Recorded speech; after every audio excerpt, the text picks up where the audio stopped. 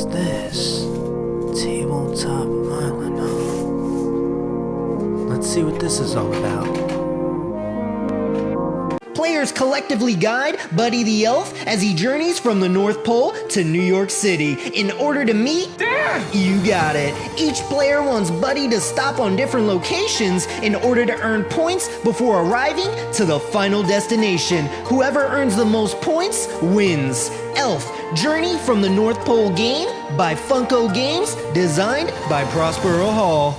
Welcome to Tabletop Island. I'm Bernardo, your host, and today we're going to be looking at the board game Elf. This is by Funko Games. This is a neat one. The box shape is on the unique side too. Normally I hate that because you got to fit it into your Calyx shelf, but that surprisingly fits in really nice tight areas. Much appreciated. Now, I will give a full disclosure. Funko Games did end up sending me this game. They thought this was a game I would enjoy based on some of the games that I've reviewed of theirs already, and man, were they right. I absolutely adored this game, but we're getting ahead of ourselves. Let's first take a look at the components. So once you open up the box, the way it's organized is absolutely amazing. How everything fits so snug. You have kind of these player board pieces here, which on one side shows the snowflake, and the other side it shows the design of the town, which is super nice. Just take a look at the detail. It has that nice painted cartoony look to it. Much like the movie, it is a whole lot of fun just to look at, and it fits together like a puzzle. It breaks into 3 quadrants, and there are also these little side pieces here that fit into those sections to complete the puzzle. Looks really nice. And then you have kind of the centerpiece that has Elf. Really nice branding, really well put together, and coming up with even just the concept of how it fits together in the box this way, very, very impressive. I almost wonder if they created the box shape first and the game shape after, or they created the game shape first, because how everything fits, very, very nice. Now, you also have, as you can see at the top, a little Buddy figure. This is too adorable. It's really solid plastic too, and the painting on it is really nice and clean. This is a lot of fun, very much appreciated. They didn't have to go this hard, and if you guys remember a lot of the Prospero Hall game designs, I always take a look at that one component that's really nice. It's going to be the Buddy figure, but this game just looks pretty all around. Then you have these cardboard tokens here. These tokens go around the board. They are kind of what are worth some points here, especially these little gingerbread ones. But we'll get into how that comes into play in a moment. Then you have these elf cards here, which are goal cards, and they're different on each, and you have 3 goals to get, which is how you get points in the game. But again, we'll talk about that in a moment. Then you have these little mini tiny cards. These are cards that I don't think there's even sleeves for. You don't need them, especially how you handle the game. That would just make things a lot more stressful for you. But these are nice little tiny cards that show pathways on each one. These paths will be how you move Buddy around the board. Everyone controls this one Buddy, but you all have different goals. So now once you have the entire board put together and all the tiles laid out, you get an idea as to where everything is located. You have Buddy starting at the starting location of the North Pole, and he's moving around to get to, again, your goal cards. Now, how do you get there? You end up starting with 3 path cards, and your goal is to play as many as you want from your hand. Any that you don't play, you always draw until you have 3 cards. So you probably want to play all 3 cards to move them farther to get closer to your goals, because the goals are scattered around the board and you all have different ones. Some of you may have some that are the same, but your main goals may be different. So getting to your goals first is super important, because when you start to get those tile pieces, they go into the little grooves on the side. Really well designed structure here too. You see there, the first one you get is worth 3 points. And if it's on your goal sheet, you'll get those points. Now, keeping in mind, you also want to make sure you get as many of just yours, because your opponent also gets points for that. So if it's on their goal sheet, they also get it. So it's kind of an accumulative thing. It's not the first person who gets there who's the only one who gets the points for it. So that's something else to keep in mind also. Then the next one also 3 points. Then it goes downwards a little bit. 2 points, 2 points, 1 point, then 1 point. Now, once you get all the tiles in those areas, your goal is to get to New York City. Now, keeping in mind, you can get to New York City at any point in time in the game. The first person to get to New York City gets that little token, which is worth 2 points, ends the game. The player with the most points wins. The other way the game ends is when all of the path cards run out.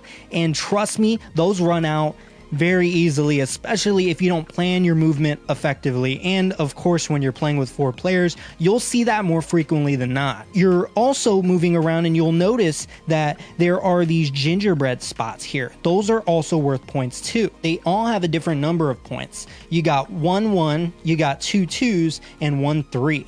So you also have that luck aspect, as you don't know which one you're going to be getting because they'll be face down.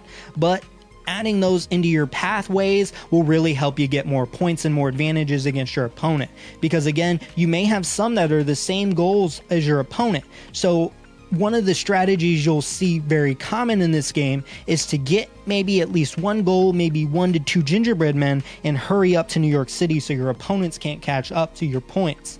Now, sounds easier said than done, but you really only get 3 movement tiles. Once you play those, you're done. You move Buddy up to that last endpoint, and that's that. Now, your opponent moves it afterwards, so they may try to move you away from New York City, or you might be setting them up to move to New York City themselves, so they get those 2 points. So there's a lot of thinking to go into the game, and you don't want to get people too close to New York City because you're always scared they're going to end the game, which is a fun aspect of the game. Now, how paths connect. You need the arrow to touch the end point of your next card. You can angle the cards a little bit. You can even angle the last card your last opponent played, as long as you're not completely adjusting it and as long as it's still pointed to the last part of the arrow, which is that dotted line sequence. It's very easy to follow. Even in the instructions here, which are really well put together, it shows a step-by-step on how it should look and how it cannot look. There are a few other sections on the board, one of them being the side paths on the end of the boards. You see with the arrows and the icicles, essentially what that means, this is a once per game use. The player to put their arrow symbol here can jump immediately to the opposite side. This can allow you to cover more ground on the board and to kind of be slick against your opponent, taking them away from what they were trying to get closer to yours. Oh man, I enjoy that very much, and that catches people off guard very easily. Then you have a maple syrup spot. So any player that plays a path card that touches that part of the maple syrup jar itself, including the syrup, so it can be anywhere within that area. That player gets to draw an extra path card. Now, this is important too because this card can be used this turn or later. Only the first player to get to that maple syrup section gets that extra card. So any player who gets there afterwards will not. And I'm glad they specified that because I can always imagine people trying to go back and forth to try to get that extra card. That would be a little redundant and very annoying. But that's honestly it. The game is really fast paced, and again, if you play with 4 players, this game can end again a lot quicker because you're moving through those cards surprisingly really fast. Now, again, with 2 players, I played this once so far with 2 players, and it was a blast. We got to move all around the board just by ourselves. Now, again, when you have 4 players, you also get to get more of your path. So a lot of people may be working towards the same goals potentially, or at least one same goal, which is super crucial. And when you start to see players go for certain things, you may even want to navigate away from it, even if you have that goal, to try to avoid getting them points. And again, the gingerbread pieces are super crucial, and they give you that extra little boost along with being the first to get to New York City.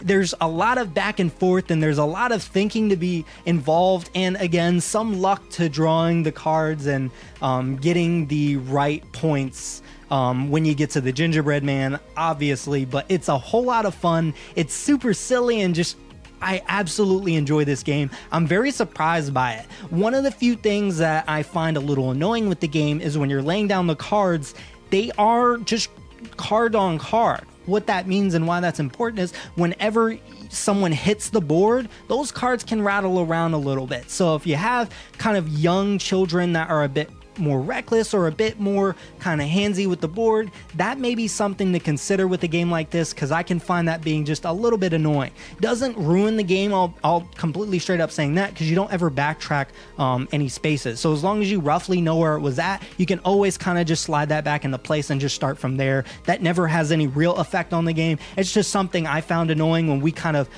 started to lay cards down and they shifted a little bit. It became a little frustrating. I don't really know how they could have fixed that, but it is something to note, and it's the only flaw that I saw as something that some people may find rather annoying.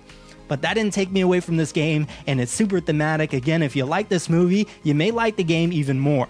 But that's honestly all I have for you guys today. It's easy to teach, fun for the whole family, and again, it's a very cheap game to get. Take a look at that. Elf by Funko Games. If you're interested in notifications, there's a bell up there somewhere, or down there. YouTube changes. Please like, comment, subscribe. I appreciate any feedback. I'm trying to make these videos more and more outrageous, and with your guys' help, I have been doing so. Monday, regular board game reviews. Wednesday, weekly update / talks, and then on Fridays, my vintage board game reviews. That is all I have for you guys today. I'll see you guys next time.